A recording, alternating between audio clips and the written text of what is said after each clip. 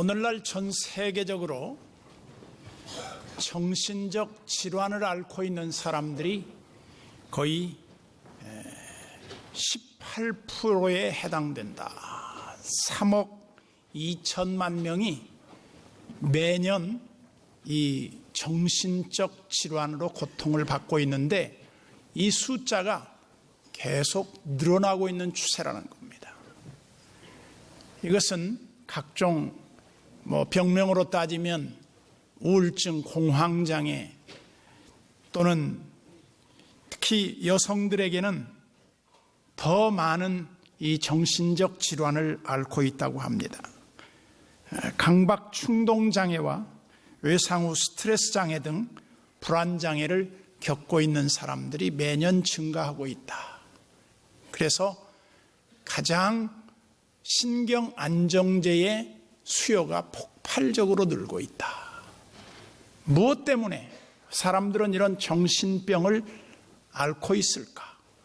가장 큰 원인은 하나님을 떠났기 때문이에요. 오늘날 우리가 하나님을 가까이 함이 얼마나 유익이고 축복인지를 사람들이 모르고 삽니다. 그래서 이것이 오늘날 심각한 비극으로 다가오는데, 우리가 잘 아는 대로는 이 우울증 증세의 병은 부자병이고 이 병은 사람의 통제 능력에서 벗어난 질병이에요. 그래서 우리 스스로 기뻐할 수 있고 우리가 즐거워할 수 있고 그런 성격이 되지를 못해요. 이런 병을 앓고 있었던 사람들 중에 초기에 사울왕이 이 병을 앓고 있었어요. 여러분, 이 사울왕이 왜 이 병을 앓게 됐는지 원인을 보면 간단합니다.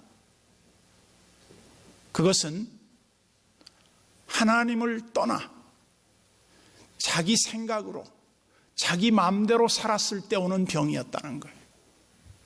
물론 형태는 다를 수 있겠지만 크게 다르지 않을 거라고 봅니다. 그러면 이 병 걸린 사울왕이 어떻게 치료받았는가에 대한 이야기가 성경에는 기록되고 있는데 완치가 안 돼요. 지속적으로 하나님의 그 임재 속으로 들어갔어야만 하는데 사울왕은 그렇지를 못했어요. 그래서 오늘날 정신질환을 앓고 있는 많은 사람들이 더 많음에도 불구하고 통계에 잡히지 않는 이유는 사람들이 이 정신질환을 앓고 있는 것을 노출하기를 꺼려해요. 왜냐하면 사람들이 자신을 정신병자로 취급하는 걸 싫어해요. 그러나 우리가 자기 스스로 통제할 수 없는 자기의 기능을 부끄러워할 것이 아니라 오히려 그것을 내어놓고 치료받아야 합니다. 오늘 사울은 하나님의 버림을 당하고 그는 스스로 자기의 존재감의 위축 속에서 너무나 초라한 삶을 살고 있어요. 그런 그를 볼 때 그 사울왕의 주변의 신하들은 어떻게든지 이 사울왕을 도와주고 싶어서 방법을 수소문했을 겁니다. 그 방법의 일환으로 그들이 할 수 있었던 것은 단 하나, 음악적 치료를 필요로 했던 겁니다. 여러분이 잘 아시는 대로 우리가 하나님을 찬양하고 하나님의 그 임재 속에 갇혀 있으면 정신적 질환은 힘을 잃게 돼 있어요. 우리가 소위 악령이 들린 사람들, 꼭 엑소시스트를 아니더라도 찬양 속에 거하면 그 사람이 온전하게 되는 것을 보게 됩니다. 그래서 이 사울왕의 아픔을 신하들이 어떻게 하면 고쳐줄까, 그런 우려 가운데 그들이 생각해낸 방법은 하프를 잘 타는 사람이 왕을 위해서 연주를 해주면 그 질병이 고쳐질 것이라는 것을 알았어. 그래서 왕에게 제안합니다. 왕이요, 수금을 잘 타는 사람을 구해서 왕의 곁에서 연주하게 하십시오. 그러면 왕이 고침을 받을 것입니다. 그래서 이제 이런 사람을 수소문한 결과 누가 그 대상에 첫 번째로 올라 있었냐면 다윗이에요. 다윗은 오늘날로 말하면 전문적인 음악을 한 사람이 아닙니다. 취미로 음악을 한 사람. 굳이 이렇게 다윗이 하프를 탔다고 하지만 오늘날에 무슨 그런 하프가 아니에요. 누가 그러더군요. 가장 세상에서 아름다운 악기는 하프라고. 또 어떤 사람은 세상에서 가장 훌륭한 악기는 사람의 목소리라고. 근데 다윗은 하프와 노래를 같이 하는 사람이에요. 그래서 왕의 수소문을 통해서 예선된 유일한 사람 다윗은 왕 앞에 서게 됩니다. 왕 앞에 서서 왕을 위해 하프를 타고 노래를 할 때 사울왕에 들었던 그 악신이 더 이상 사울을 괴롭게 하지 못합니다. 이것은 참 놀라운 하나님의 은혜였다는 거죠. 여러분, 우리가 하나님의 은혜 안에 살 때 얼마나 유익이 많은지 몰라요. 하나님은 하나님을 높이는 자를 높여, 그리고 하나님을 사랑하는 자를 사랑해, 그리고 하나님을 찾는 자에게는 결코 결핍이 없게 하시는 하나님. 그런데 오늘날 현대인들이 먹고 살만하니까 하나님을 버려버렸어요. 여러분, 하나님이 사람을 버렸다기보다는 사람 편에서 하나님을 버려요. 이것이 비극의 시작입니다. 오늘날 사람들의 의식 속에 하나님의 존재감에 대한 필요의식이 너무나 바닥에 떨어져 있는 상태예요. 하나님이 욕을 당하는 거예요. 하나님이 우리를 통해서 높임을 받으셔야 하는데 말이죠. 오늘 본문 14절은 이렇게 시작합니다. 여호와의 영이 사울에게서 떠나고 여호와께서 부리시는 악령이 그를 번뇌하게 한지라. 하나님이 사울에게서 떠나니까 사울은 악한 영이 그를 붙들어요. 여러분, 예수님의 비유에도 이런 비유가 나오잖아요. 어떤 사람이 귀신이 들렸어. 그래서 예수님이 그 귀신을 쫓아내 줬어. 그래서 그 귀신이 그 사람에게서 나가서 이리저리 돌아다니다가 다시 자기 원래 머물던 곳인 사람의 몸으로 들어가요. 그랬더니 그 형편이 처음보다 훨씬 나빠졌다는 거예요. 욥기를 읽어보면 이런 얘기가 나옵니다. 욥이 천국에서 천사들과 회의를 하고 있는데 거기 그 자리에 누구도 참석하냐면 사단도 참여를 했어요.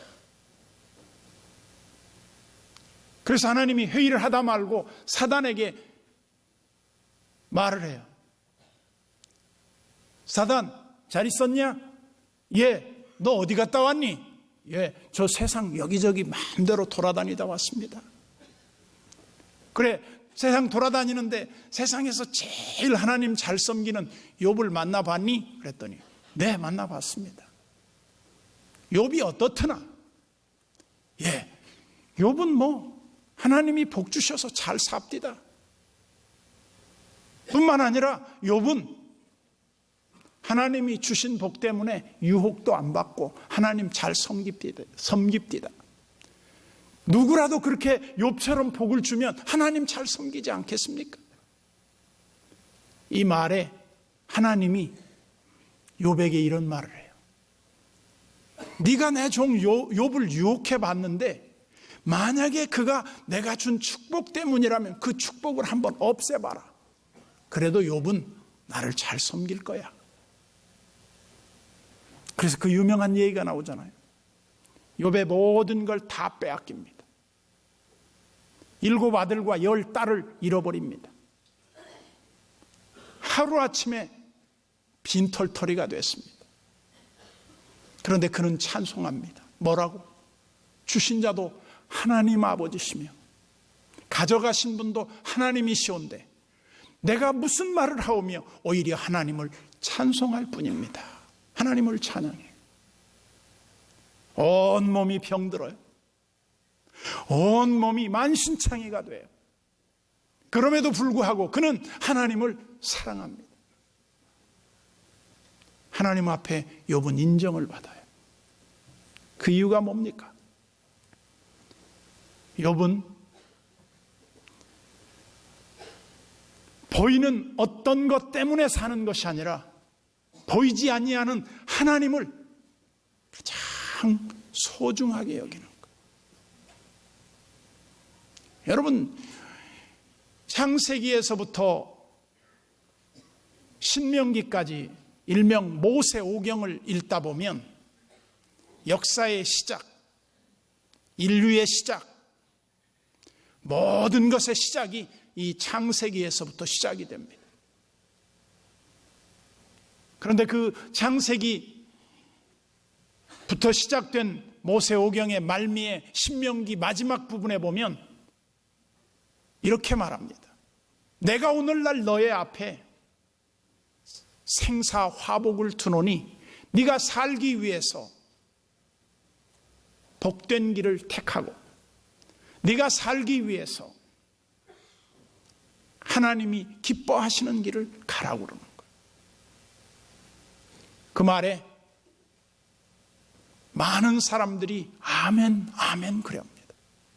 당연히 그렇게 살아야죠. 그렇게 살겠습니다. 그런데 결과는 무엇이었느냐? 사람들은 하나님을 버려요. 하나님을 붙들지 않아요. 결국 하나님을 떠난 인간의 실상은 무엇입니까? 초라하고 비참한 그 자체예요. 사람들은 신앙을 종교적인 아편이라고 보는 사람도 있습니다. 만약에 신앙이 종교적인 아편이라고 하면, 교회가 어떤 그런 아편적 기능을 한다면 천벌을 받아야죠. 우리는 하나님이 주신 그 구속의 은혜와 함께 얼마나 많은 은혜와 축복을 누리는지 몰라요. 아까도 말했지만 우리 인간이 누리는 모든 축복은 하나님께서 구원과 함께 주시는 말로 다 할 수 없는 하나님의 은총이에요. 그런데 현대인들이 그것을 저버리고 하나님을 버리고 자기 마음대로 살았어. 그래서 얻은 것은 뭐냐?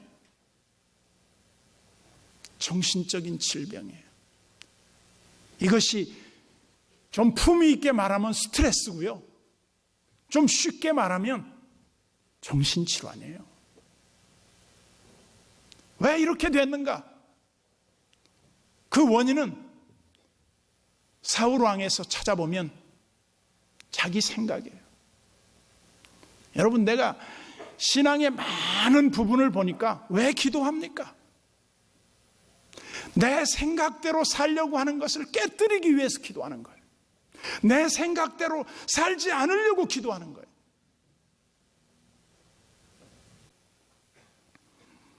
그래서 하나님이 떠나 악령이 그를 지배함으로 말미암아 너무나 고통스럽게 살아갈 때, 또 거기와 대조적인 한 사람이 등장하는데 하나님의 기름 부음을 받고 성령이 충만하고 하나님의 신에 감동된 사람 다윗이 거기에 딱 옆에 비교가 됩니다. 그러면서 뭐라고 말합니까?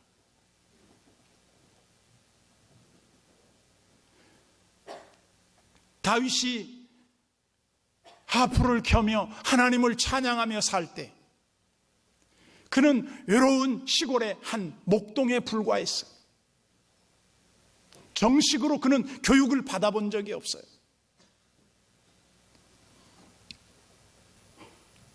오늘을 살아가는 우리 그리스도인들은 어떻게 살아야 하는가? 저는 세상에서 가장 좋은 말이 뭐냐? 하나님이 나와 함께 하시다는 말이에요. 하나님의 임재 속에 내가 산다는 거예요. 그런데 사울은 하나님의 임재를 박차고 하나님을 버렸어요. 그 결과가 무엇입니까? 버려진 초라한 왕, 아무도 기억해 주지 않는 왕, 존재감이 전혀 없는 왕, 쓸모없는 왕, 남에게 유익하지 못하고 폐만 끼치는 왕, 비참한 것. 난 여러분들 중에서도 살았다 하는 이름은 가졌으나 실상은 죽은 자들처럼 사는 사람들이 있을 거예요. 그 원인이 뭡니까? 그것은 하나님을 멀리한 거예요. 그래서 수소문에서 다윗이 사울 왕 앞에 서게 됩니다. 본문 16장 18절을 한번 보세요.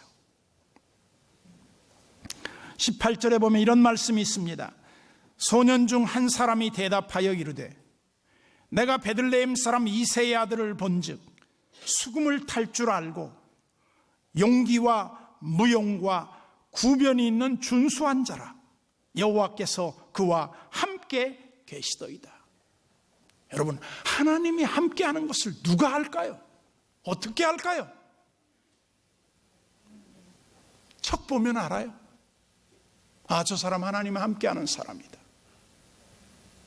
저 사람 하나님 없는 사람이다. 딱 보여요. 무엇이 그렇게 확연한 차이점을 드러낼까? 여러분, 그 다음 절을 한번 보세요. 19절에 보면 사울이 이에 전령들을 이새에게 보내어 이르되 양치는 내 아들 다윗을 내게로 보내라 하매. 다른 말로 하면 사울 왕이 이 고통에서 벗어날 수 있는 한 가닥 희망이 어디에 있느냐? 하나님이 함께하는 사람, 하나님의 임재 속에 사는 사람, 그 축복의 길을 걷고 있는 사람 곁에 있는 거예요. 그래서 사울이 다윗을 수소문해서 그를 자기 곁에 두는 겁니다. 그러면서 그를 어떻게 대우하냐면 21절을 보세요. 다윗이 사울에게 이르러 그 앞에 모셔 서매 사울이 그를 크게 사랑하여 자기의 무기를 드는 자로 삼고. 여기 사울의 무기를 드는 자가 됐다. 이 말은요, 다른 말로 하면 경호실장이 됐다는 거예요. 내 중요한 무기를 다 맡길 수 있는 사람이 누굽니까? 그런데 지금 다윗은 여기 사울 왕 앞에 왔지만 지금 사울에 대한 그 이야기 속에서 다윗을 인터뷰한 적도 없어요. 한 번도 다윗에 대해서 들어본 적도 없어요. 그런데 척 보는 순간 그에게 자기의 병기를 맡겼다. 무엇을 의미합니까? 저는 그 사람을 봤을 때 그 사람이 들고 다니는 이력서가 있어요. 그 이력서가 뭐냐면 자기 얼굴이에요. 자기 얼굴이 이력서예요. 뭐 여러분들이 다 아시지만 얼굴이 왜 얼굴이에요? 얼이 들락날락해서 구리니까 얼굴이에요.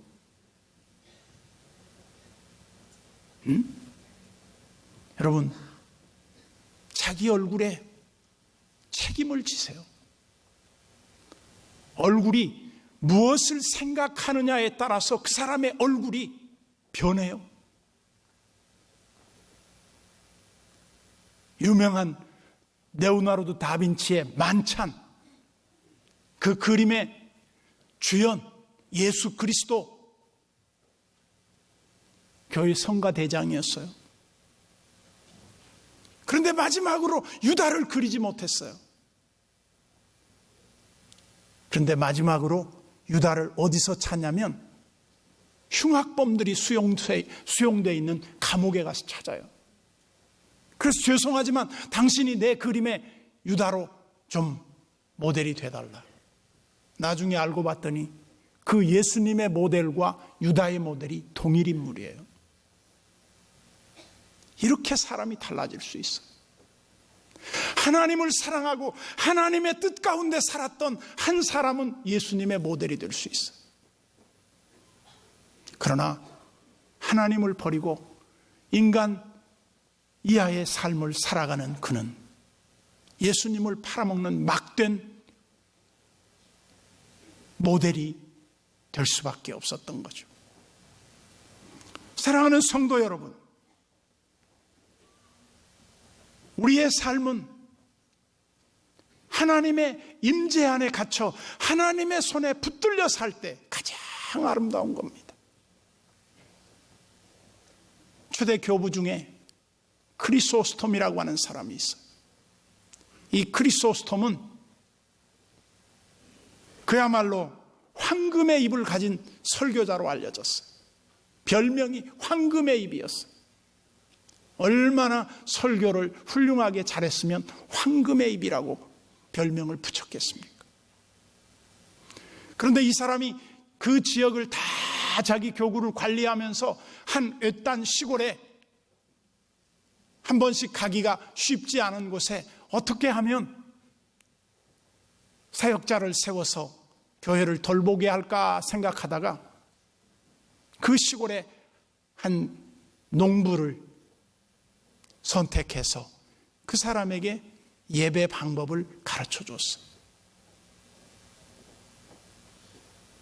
그리고 이 사람에게 예배를 집례할 수 있는 그 권한을 부여했어요. 그리고서 이 크리소스톰이 자기의 고향 알렉산드리아로 돌아와요.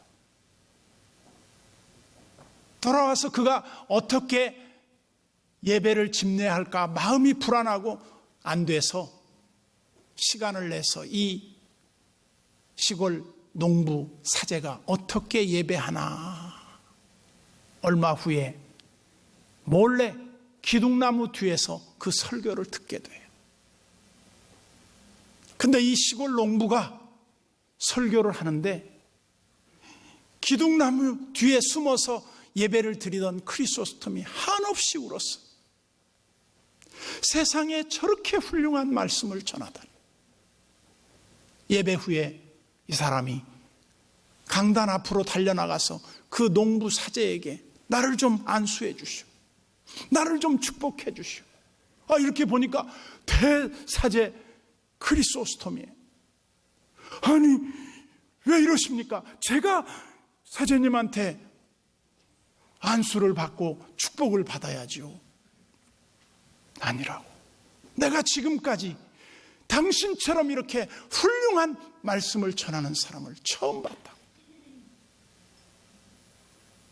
이에 놀라서 그 농부가 이런 말을 해요. 아니 이렇게 말고 예배 드리는 방법도 있나요? 자기는 크리소스톰의 설교를 그대로 인용해서 설교했을 뿐이었어. 그런데 크리소스톰이 이런 말을 해요. 진실함과 의로움과 거룩함의 임재 안에 갇혀 그렇게 열정을 가지고 하나님을 예배하는 사람을 내가 처음 봤다. 그러니 나에게 축복해달라. 여러분, 우리의 삶은 선택입니다. 어떻게 살아도 됩니다. 그러나 여러분, 하나님의 임재 안에 갇혀 주님을 높이고 찬양하는 사람을, 하나님이 한 인생을 그렇게 초라하게 끝나게 하신 적은 한 번도 없었다는 겁니다. 난 여러분들이 하나님의 거룩한 은총의 옷을 입고 새벽 이슬같이 주님 앞에 내 삶을 늘 들여나가는 그런 아름다운 성도의 그 본분을 다할 수 있기를 바랍니다.